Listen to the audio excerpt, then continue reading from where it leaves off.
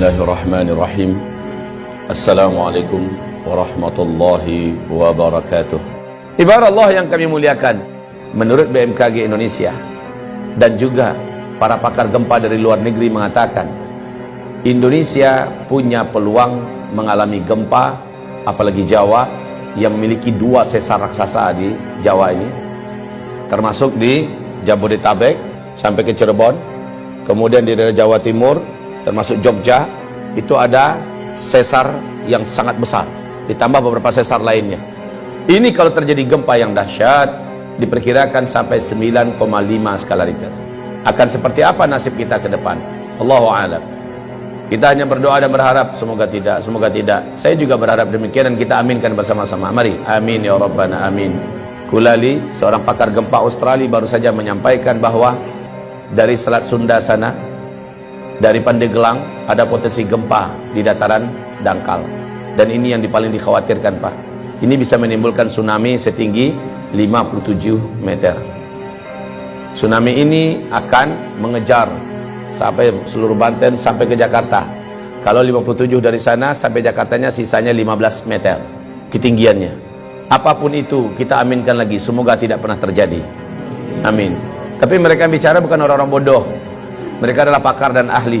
Ketika mereka memperingatkan, maka layak untuk kita mengambil kesiagaan. Saya hanya sarankan pada kita yang mampu menghentikan bencana yang sudah diprediksi perkiraannya hanyalah Allah Subhanahu wa taala. Kalau begitu, ambil cara bagaimana Allah bisa mengalihkan atau menghentikan rencana bencana yang akan terjadi itu. Caranya gimana? Nabi sudah kasih tunjuk kepada kita. Pertama, lakukan taubat massal. Indonesia harus bertaubat. Dari apa bertaubat? Indonesia harus umumkan taubat ini kepada Allah Subhanahu wa taala, pemerintahnya, ulamanya, ya. Apa yang harus masyarakatnya diajak? Yang diajak taubat itu adalah negara Indonesia ini dengan rakyatnya. Satu, hentikan menzalimi para alim ulama. Gus Nur hari Kamis tanggal 27 Oktober dia menerima hari Kamis itu surat panggilan, statusnya sebagai tersangka. Gus Nur menyampaikan dalam bentuk video, dia sampaikan, silakan laporkanlah, sekarang saya sudah tersangka, paling-paling saya hanya ditangkap, dipenjarakan, atau mungkin bisa jadi saya dibunuh, terserah kalian mau buat apa, saya tidak ada takut. Tapi ingat oleh kalian, Allah maha bangun, Allah maha membalas, Allah maha hidup, Allah pasti akan melakukan apa yang akan dilakukannya kepada kalian.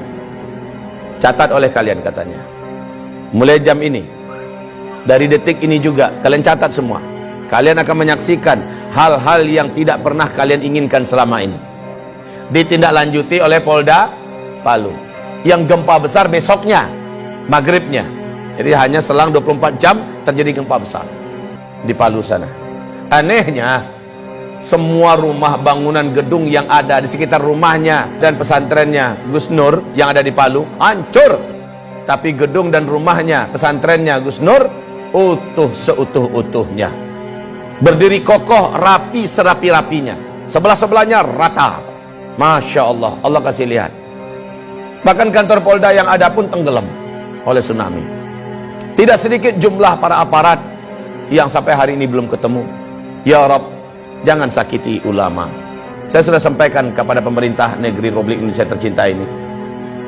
Anda berutang ke sana kemari dengan harga dan angka yang sudah sangat gila-gilaan, dan ini membahayakan untuk NKRI ke depan.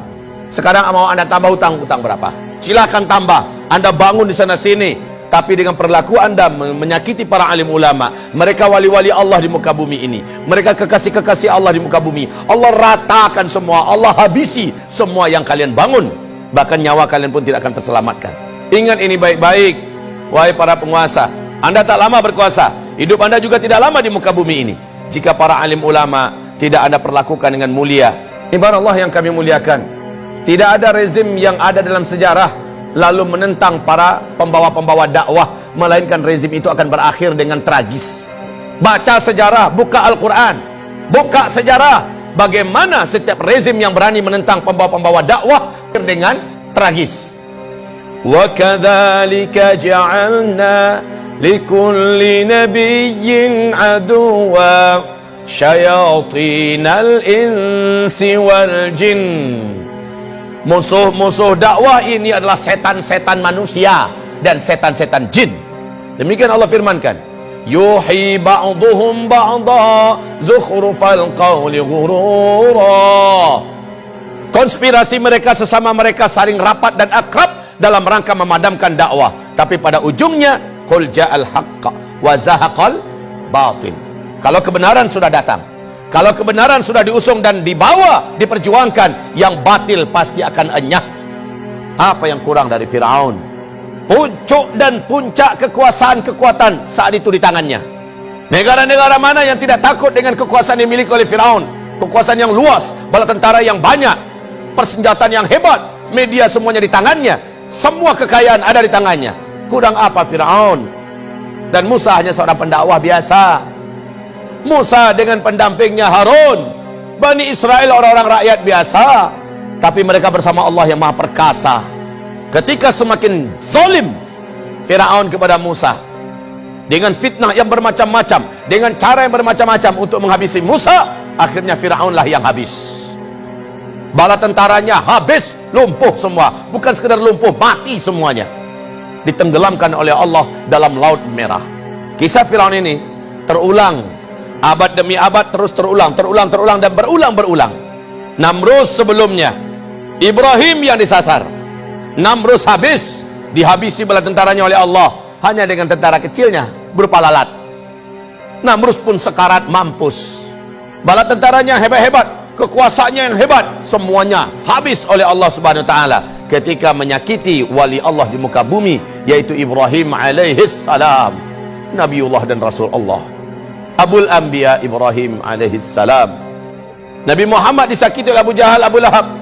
Di Mekah dia petentang-petenteng ke sana kemari seolah dunia miliknya, membangun koalisi dan jaringan internasional kemana-mana dalam rangka menyakiti Nabi Muhammad, menyakiti para sahabat. Habis mereka dibuat oleh Allah Subhanahu wa taala.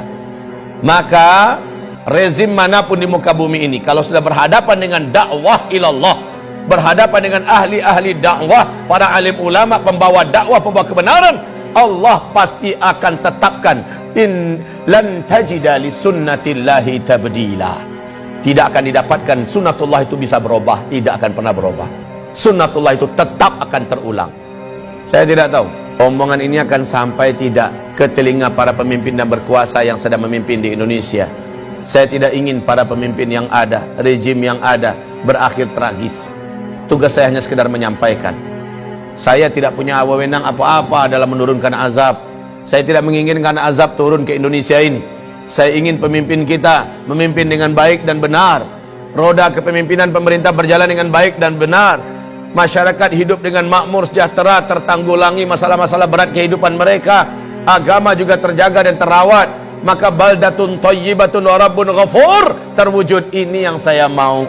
Tapi ketika yang dilakukan kebalikan daripada itu, maka inilah firman Allah Subhanahu wa taala di surat Al-A'raf ayat yang ke-96, walau anna ahlal qura amanu wattaqau la fatahna alaihim barakatim minas sama wal ard walakin kadzabu fa akhadnahum bima kanu yaksibun.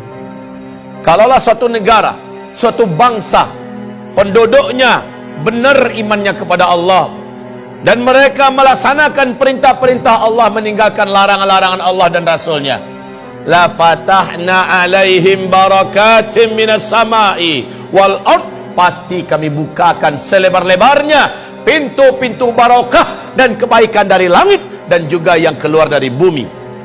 Walakin, tetapi sayang, kadzabu, mereka mendustakan, mereka melawan dan menentang. Fa akhadnahum bima kanu yaksibun, kami siksa mereka. Fa akhadnahum bima kanu yaksibun. Kapan siksaan itu?